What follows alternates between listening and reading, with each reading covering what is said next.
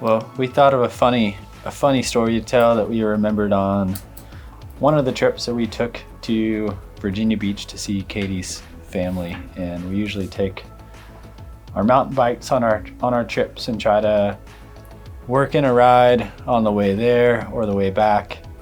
18-hour drive. Yeah, try to stop. Plenty of time. Right. Yeah, so we stopped in Asheville. Yeah, we drove all day, 12 hours, made it to Asheville, North Carolina, stopped in a crappy hotel downtown, walked down to a brewery, got a beer and a pretzel, and then just crashed for the night, and then had big plans for the next day. Yeah. The pretzel was good. It was good, and the beer cheese. Yeah.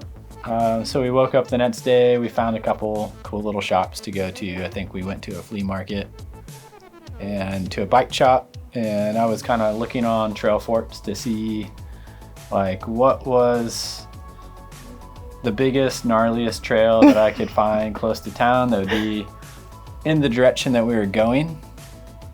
And the guys at the shop were like, yeah, that's a great ride. That's a good downhill. It usually takes like most people like 15 minutes to an hour to get top to bottom. He said the slightly chubby bike mechanic did say he's usually waiting on the shuttle at the bottom. Right. I'm just gonna say that. Yeah. So we kind of picked our poison, if you will, and I think the trail was called, was it Heartbreak? I don't remember. That would make sense. Heartbreak Ridge. We drove up the Blue River hindsight. Parkway, took some photos off this ledge, beautiful mountains. I dropped Scenic Dustin overlook. off after an hour of driving and pull off onto the side of the road, get his bike off, have no cell service. Right. I have yeah. written down directions, notes in my phone on turn here, turn here, turn here, Yeah.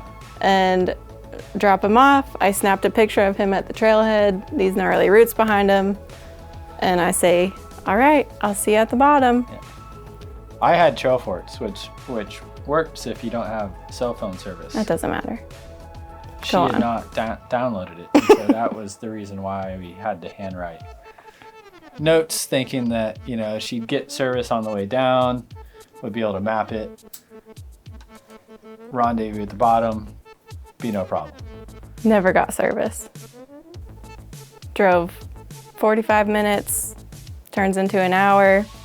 I'm looking for the turn off Slate Road, it was. Take a right on Slate Road.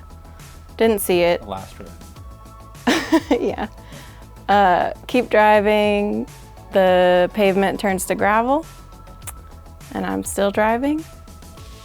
And I pop out somewhere. I think there was a Confederate museum at this intersection. Finally had service, realized that I had passed Slate Road. So I turned around. It had been about an hour, so I figured he'd be close to the bottom, if not already there waiting. So I'm panicking a little bit, and I turn myself around. I map myself to the point, and I get there, and I wait, and I look around, and I wait, and he's not there.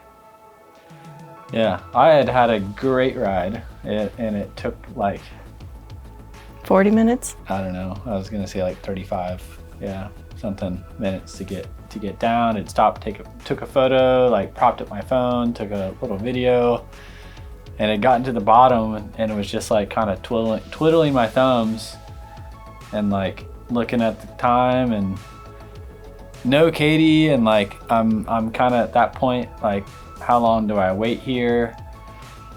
Because I got down here, in this amount of time. I've sat here for 15 minutes, and my phone has 15% battery, and it's getting dark in an hour.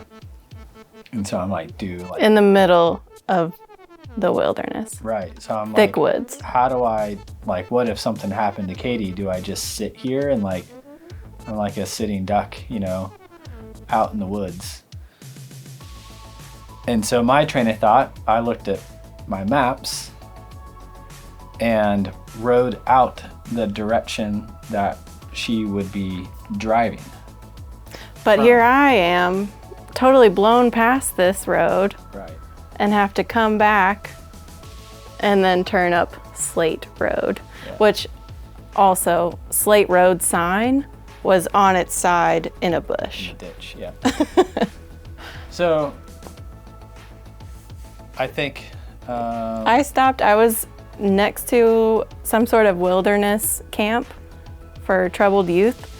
It was off season, so no one was there, but I walked into this building where I'd seen this man in hiking gear creepily looking at my car because who is this girl in the middle of nowhere in her car? And I pop in the door. Also, it's semi-COVID, so everybody's like, stay away from me. And I'm like, hi, I'm looking for someone and I don't know if he's down here. Have you seen this person? And then my phone rings. So at this camp, I finally got service and Dustin had ridden back, called me. We finally connected. It's getting dark, but I'm like, okay, I'll meet you at this white church at the end of the street. And we kind of come back and converge at this point where the street sign for Slate Road is laying in a bush. Yeah. It was like a hard 2-mile headwind back. I don't feel bad for direction I you. came. The rule is you stay at the meat spot. Like you stay at the meat spot, you know?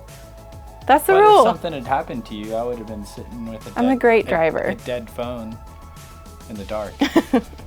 That's true. But anyway, obviously we're here telling this story, so we found each other and we continued on. I think we were actually going to Oak Island that summer, 2 years ago, Maybe.